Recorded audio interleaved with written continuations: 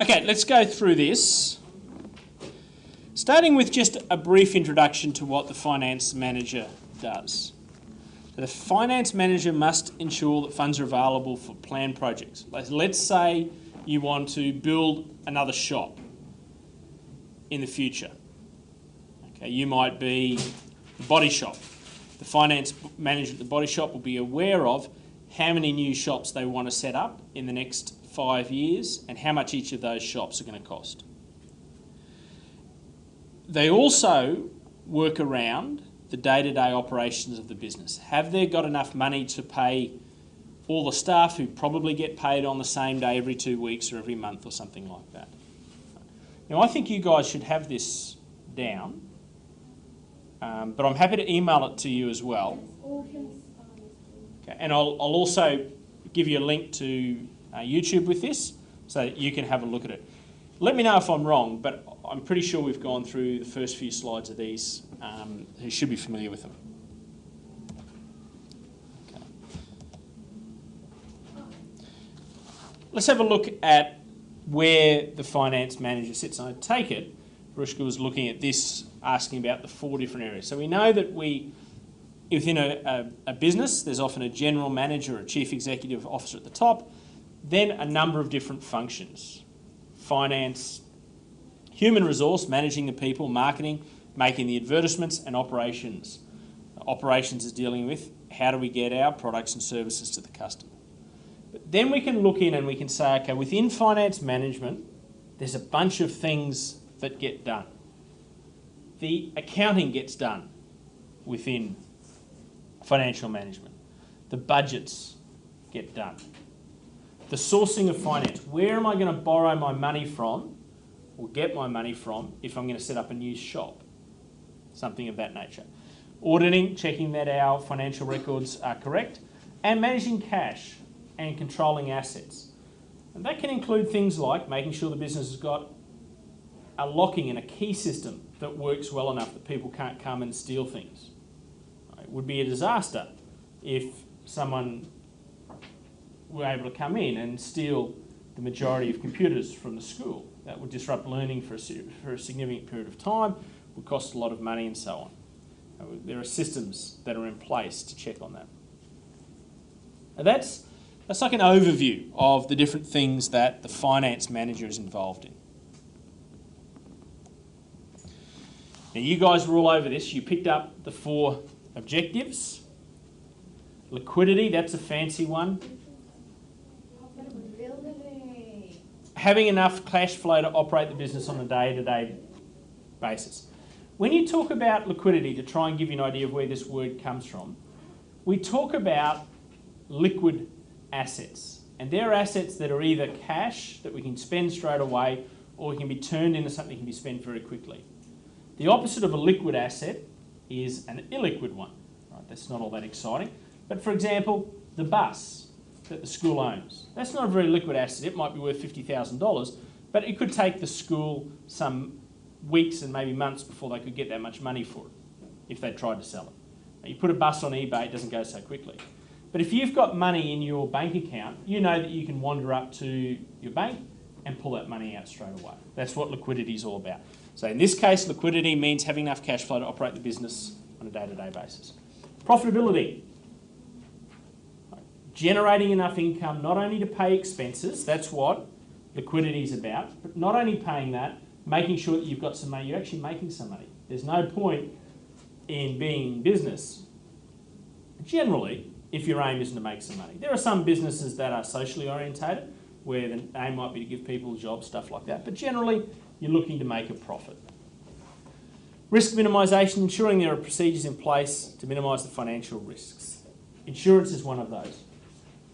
Looking after physical assets, systems around locking things up, keeping registers of all the expensive assets, making sure that the way cash is handled is thought through so that people can't just take that money. And having access to money to grow the business. If you are, for example, the body shop, how are you going to expand? How are you going to finance your next store? So they're the 4 main objectives. Right, we've seen those before. Anyone have any concerns about any of those 4? Excellent. Don't get too worried about this one. This is from term 1. We talked about sole traders, partnerships and companies as the way of owning a business. But we're interested here in finance. We're not interested in how a business is owned. And if you're a sole trader, you might have some money that you put into the business.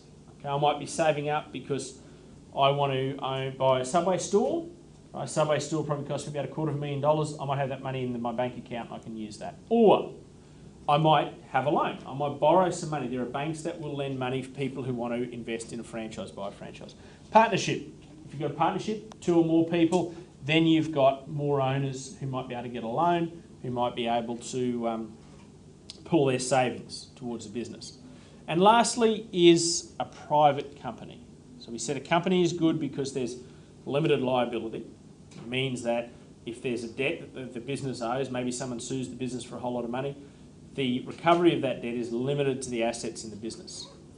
But a private company can sell shares, get extra owners to raise money, or they could borrow some money as well. We then look at this idea of finance strategy, where the money comes from for your organisation.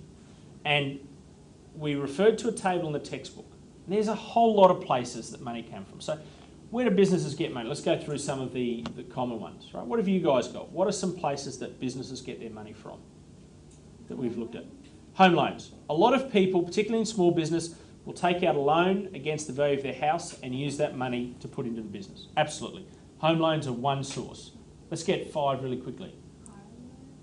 Car loans? No, Hire, yes. Yeah. Hire purchase is a style, right? So what that means is if there's some equipment that the business wants, they're going to rent it for a period of time, but those payments eventually mean that they will own it. Downside of that is often can be quite expensive, but if it's an important piece of equipment, let's say it's a big pizza oven that might cost $10,000, if it makes your business more efficient, you might save that much money anyway. Okay, so that's excellent. Hire purchases definitely. Bridging. Which one? Bridging. Bridging finance. If you're between selling one asset, one business and buying another, you might have a bridging loan just to get you through a short period of time. Often high interest, but can be very important to keep the business going. Josie? Government funding. Government provides grants for different areas of funding for a business. Another one we haven't touched on, friends and family often invest in small businesses that people are starting, particularly micro businesses. Let's say you want to start a cupcake business that was going to work up at the markets at Umundi. That might be something you do there. So there's a whole lot of sources of finance. In the textbook there's a table of them. Credit cards are routinely used by businesses. And we went through the number of sources of finance that we thought the school here might use, and there were quite a number. Another one that can be quite important is if you've got a supplier that you're buying goods off, they might say we don't have to pay for 30 days or 60 days. So you might get what's called trade credit, another source. Let's say you're selling computers, IBM might be prepared to give you the computers and not get paid for 28 days. They'll just send you an invoice, you'll pay that after 28 days. But effectively that's a little loan for 28 days.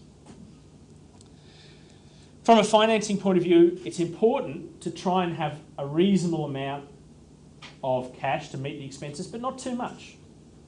We've got these two words, undercapitalisation and overcapitalisation. Undercapitalisation is where there's not enough cash in the business and you're always under pressure to pay people and you're running late.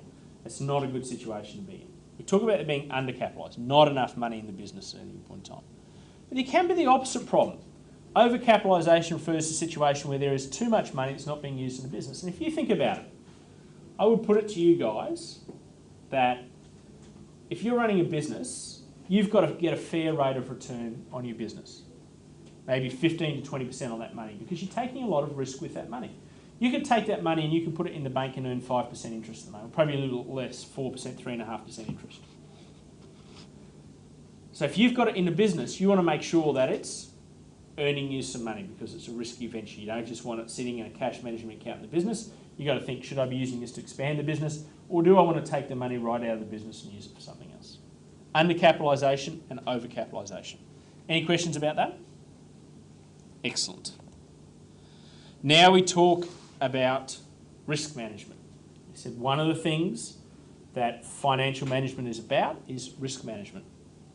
So there are various risks that can be significant for a business. First is the risk of theft or fraud, right? That's the Tahitian Prince story.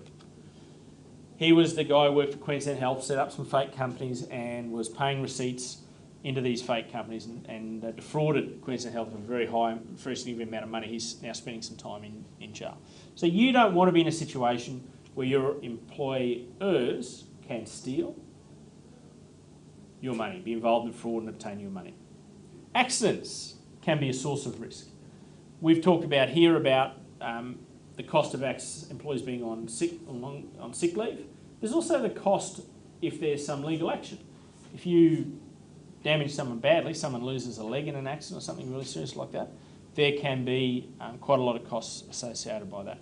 The employers who were involved in the tragedy around the Pinkbacks scandal, where I think it was 3 young Australians were electrocuted while installing roofing material in houses, insulation material.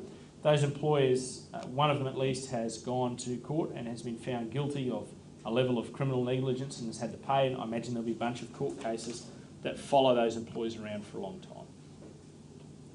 And also losses due to external factors like flood or fire. How do you protect against that? For example, most places will take all their data, which might be their information about their customers and their financial records and agreements, formal agreements they have in place. They'll take them and they'll store a copy of them off-site, so that if there was a flood came through here and everything was damaged, they'd still have all their computer records somewhere else. I think this is where we are up to, so we'll start from here.